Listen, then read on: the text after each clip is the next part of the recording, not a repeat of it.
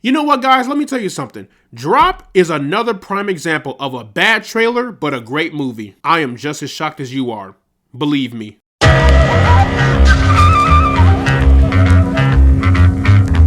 So, Drop is a brand new Blumhouse thriller film. The film is directed by Christopher Landon and it stars Megan Fahey and Brandon Sklenar. Violet is a widowed mother who goes to an upscale restaurant to meet Henry, her charming and handsome date. However, her pleasant evening soon turns into a living nightmare when she receives phone messages from a mysterious hooded figure who threatens to kill her young son and her sister unless she kills Henry. So yeah, let me just say, that trailer did not do this movie justice, at least to me. I don't know what it was, but there was something about that trailer that made this movie come across as elementary and also looking pretty silly at the same time. But I am happy to report that Drop is a pretty good movie. I laughed, I found myself cheering in the end, and I felt a lot of intensity, surprisingly. I thought all of the intense scenes, for the most part, was pretty good. You have this poor, widowed woman who has been unfortunately wrapped into this mission to kill her date, for reasons she does not know. But where the film does a great job is capturing the anxiety of Violet. You see how she's trying to find a way out while also contemplating her choices, and it really captures the question of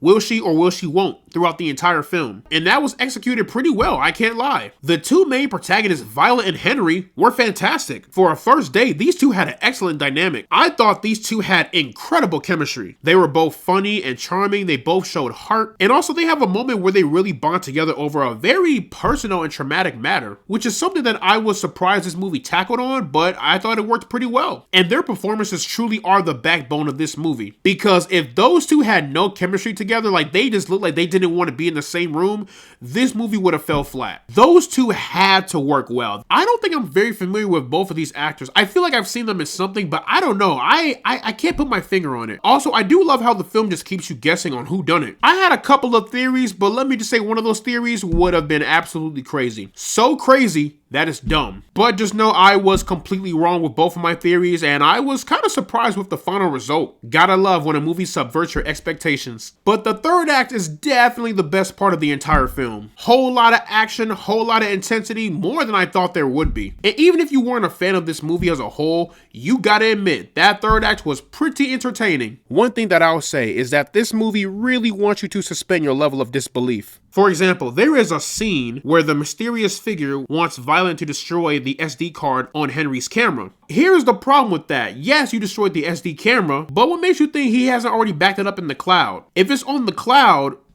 then that's it. It's not like you can hack a guy's home computer. The third act kind of goes full plot armor. There were moments where I thought to myself, okay, in real life, you would be dead. Let me just say, plot armor is a motherfucker. Also, I really enjoyed the visuals of the text displays. There's a lot of moments where the text and the security cameras from the home are used in a very creative way to capture the anxiety and fear that Violet is feeling. I just really love creative choices like that. But in the end, guys, Drop is another Blumhouse banger. When Blumhouse misses, they miss. But when they hit, they really hit. I know I've been very critical of Blumhouse for the past 2 years, but y'all, when I see movies like Drop and Speak No Evil, it gives me hope. But when I see movies like Imaginary or Afraid AI, I ask myself, what went wrong? But other than that, Drop was a pretty cool, fun movie, and I would recommend it. So, plugging Drop into the rank system, I am placing this one into the pinnacle zone. But yeah, y'all, that is pretty much my review for Drop.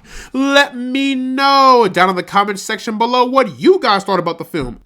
Anyways, did you love it? Did you hate it? What is the worst first date you have ever had? Whatever you thought, let me know down in the comment section below. And as always, guys, leave a like and subscribe if you want to see more, and I will see you all in the next one.